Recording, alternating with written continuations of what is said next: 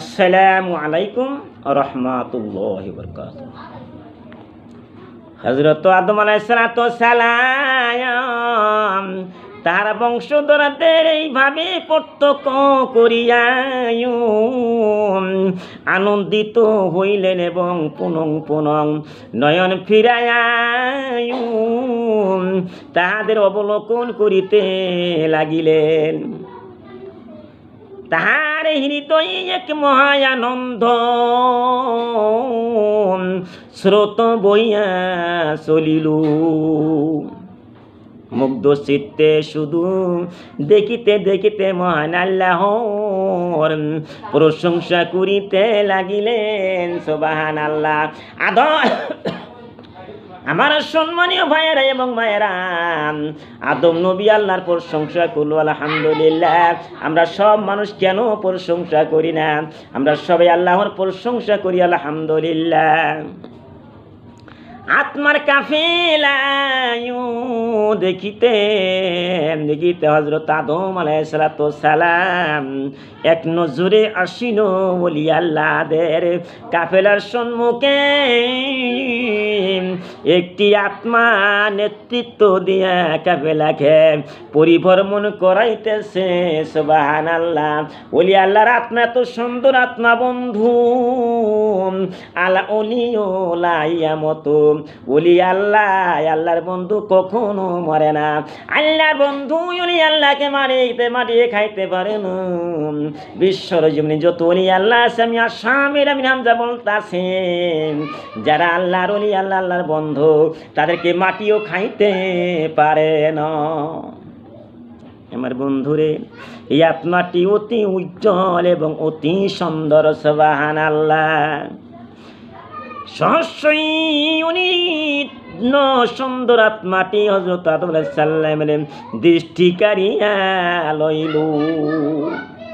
তিনি আত্মাটির অপূর্ব জ্যোতি দর্শনে মুগ্ধ হইয়া মহান আল্লাহর দরবারে আরজ করিল, হে পরম করুণাময় মাবুদ গো, ওই আত্মাটি কার হইতে পারে গো আল্লাহ? ওই আত্মাটি আমার কোন সন্তানের? আমি তাহার পরিচয় জানিতে পারিলে যার পাওনাই খুশি হইতাম। সুবহানাল্লাহ। বন্ধুরা, আত্মাটা কার হইতে পারে? এখন চিন্তা করে দেখো। ওই আত্মাটা হবে বড় পীর আব্দুল কাদের জিলানী রহমতুল্লাহর আত্মা। সুবহানাল্লাহ। ওলি আল্লাহ করে আত্মার আমাদের আত্মা কোনোদিন সমান হইতে পারে না। মহান আল্লাহ ফরমাইলেন, হে আদম, তুমি মহান আল্লাহ ফরমাইলেন, হে আদম রে, তুমি সুসংবাদ শ্রবণ করো। তোমার ওই সন্তানের নাম মহিউদ্দিন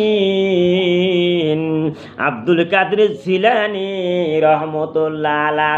বিশ্বের জমিনে যত ওলি আল্লাহ আছে বন্ধুরে, বড় পীর আব্দুল কাদের জিলানী রহমতুল্লাহর মতন কোন ওলি আল্লাহ বিশ্বের জমিনে কেউ জন্মগ্রহণ করে নাই। ওলি আল্লাহ আব্দুল কাদের জিলানীর আত্মা এত সুন্দর আত্মা। সুবহানাল্লাহ।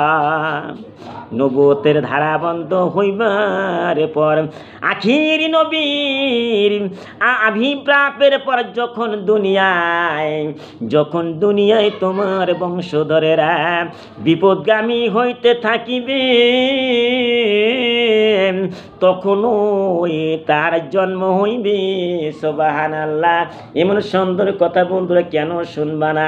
বড় পীর আব্দুল কাদের জিলানী রহমতুল্লাহর জীবনী যখন শোনো, তোমাদের চক্ষু দিয়ে পানি আসিয়া যাবে রে বন্ধু।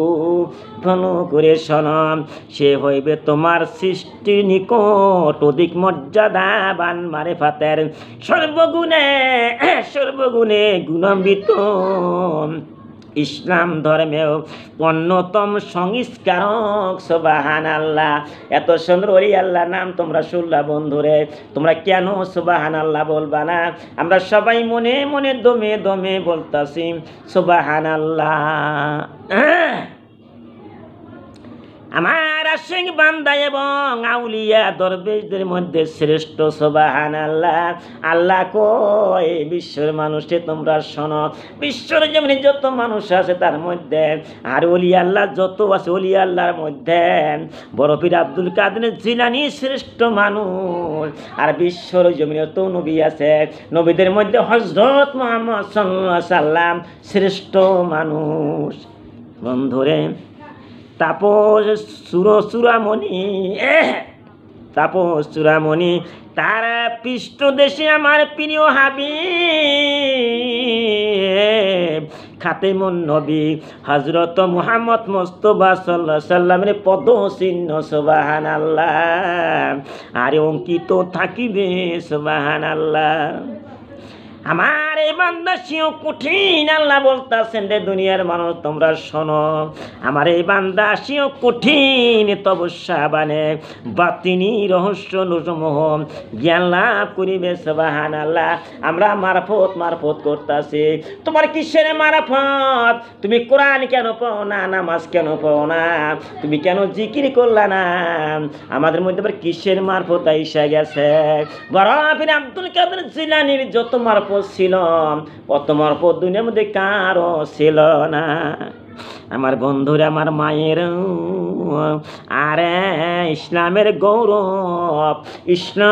গৌরব ও নীতিমালাকে সুসংগবদ্ধ করিয়া দুনিয়া ও আখিরাতে স্বীয় কীর্তি স্থাপন করিবে।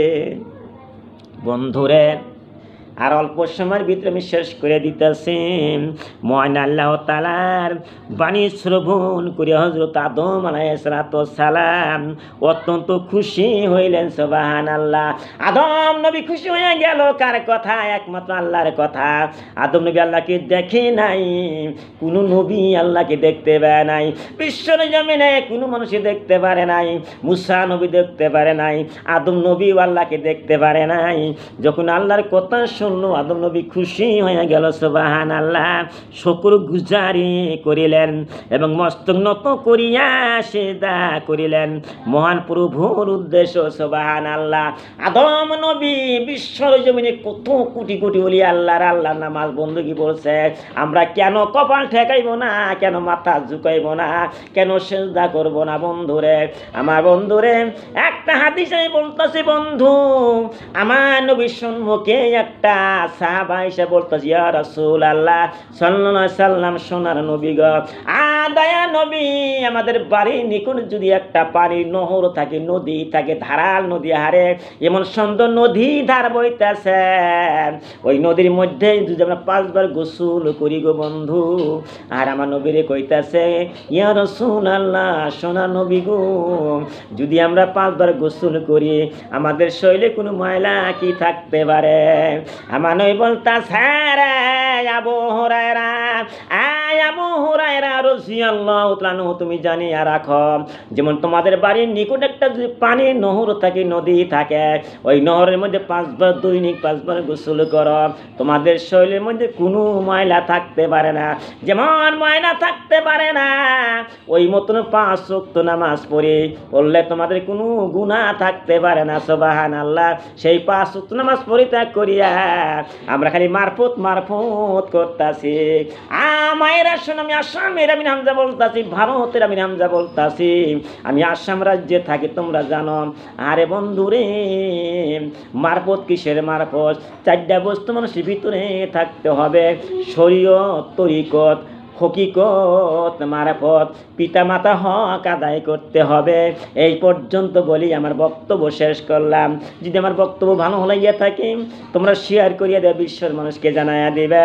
ওখিরু দাওয়ানা আনিল হামদুলিল্লাহি রাব্বিল আলামিন।